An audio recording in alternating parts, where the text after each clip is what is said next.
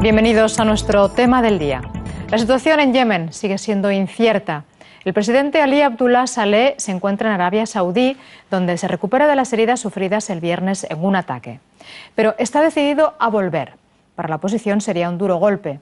El movimiento a favor de la democracia pide desde finales de enero la caída de Abdullah Saleh.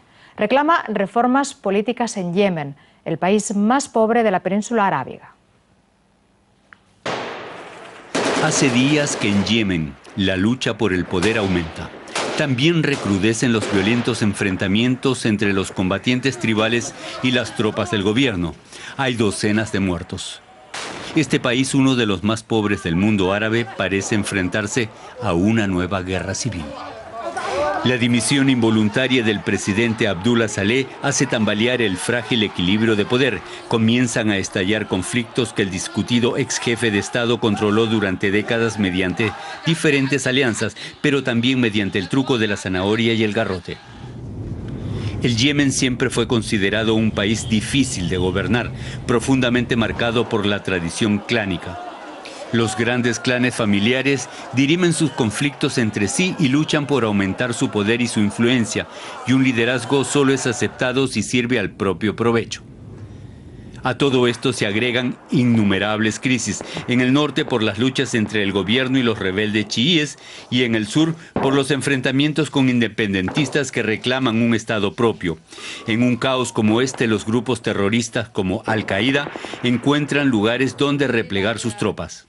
Saleh siempre se vio a sí mismo como el único que podía controlar esta situación. Sin embargo, su pertinaz apego al poder provocó el levantamiento de enemigos y aliados. Y fueron justamente los miembros del clan Hashid, al cual también pertenece Saleh, quienes rompieron la frágil tregua comandados por su influyente líder Hamid al-Ahmar. Así el conflicto se convirtió en una verdadera guerra. Estos sucesos han marginado a otro grupo, las decenas de miles de yemitas que recientemente exigían pacíficamente la dimisión de Saleh. La mayoría de ellos son jóvenes no organizados políticamente, pero inspirados por los exitosos levantamientos de Egipto y Túnez.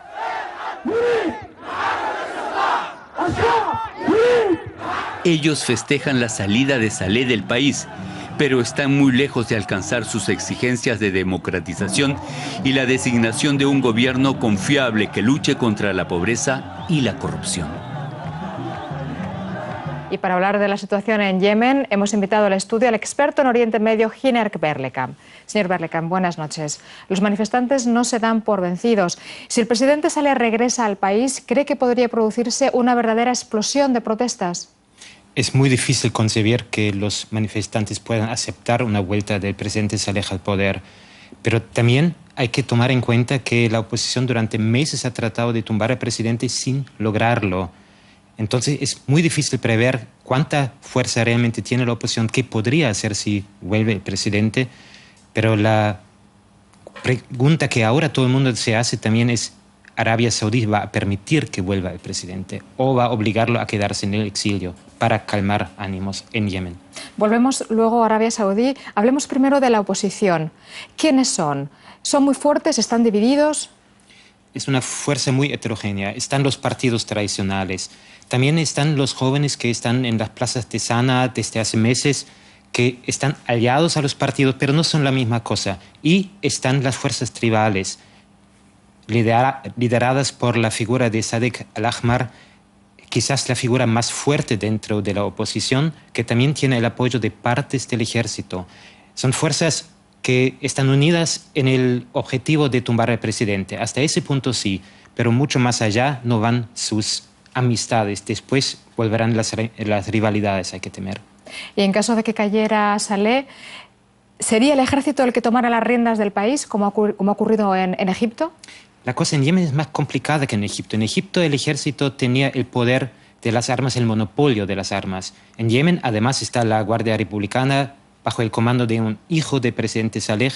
Están esas milicias tribales que quizás no tienen el poder de tomar el poder a nivel nacional, pero sí pueden disputar el poder a nivel regional a quienes sean.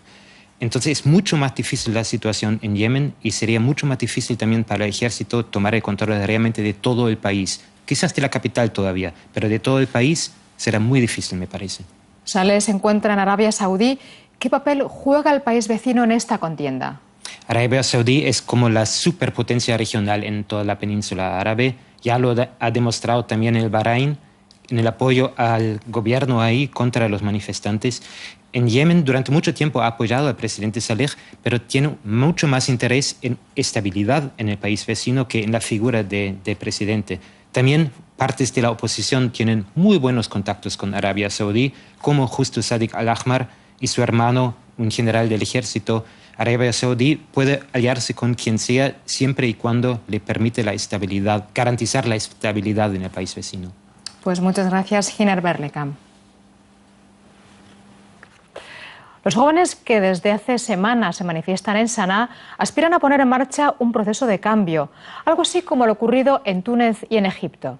Se trata de una oposición dividida y en parte pobremente organizada, pero los diferentes grupos tienen un objetivo común: la salida del presidente Saleh después de 33 años en el poder. Veamos cómo ha sido la trayectoria del presidente yemení en estas décadas. Él ya estaba en el poder cuando la República del Yemen aún no existía.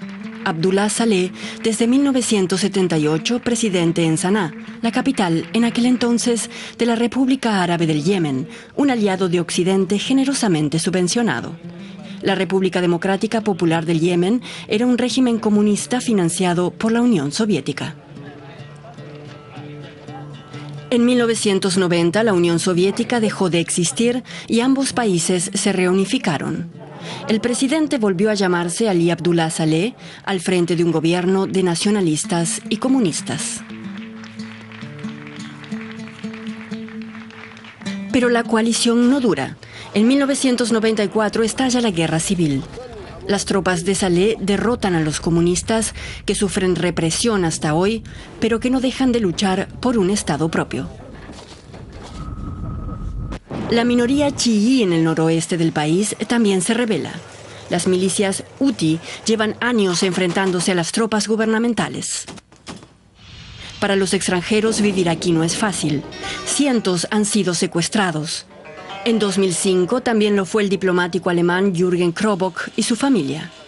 Pero el episodio tuvo un final feliz. A los 3 días recuperaron su libertad, una suerte que muchos otros no tuvieron.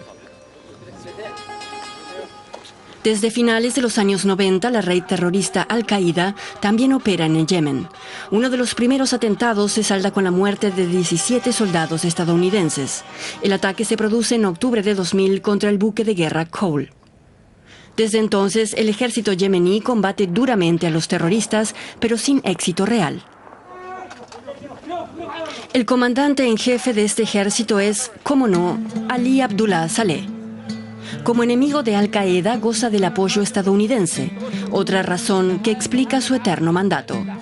Pero parece que ahora tiene los días contados. La incertidumbre sobre si regresará o no el presidente Saleh al país era hoy palpable en la plaza de Al-Taghir, en Saná, la capital. Allí volvieron a congregarse hoy cientos de manifestantes reclamando la caída del presidente y la introducción de reformas políticas.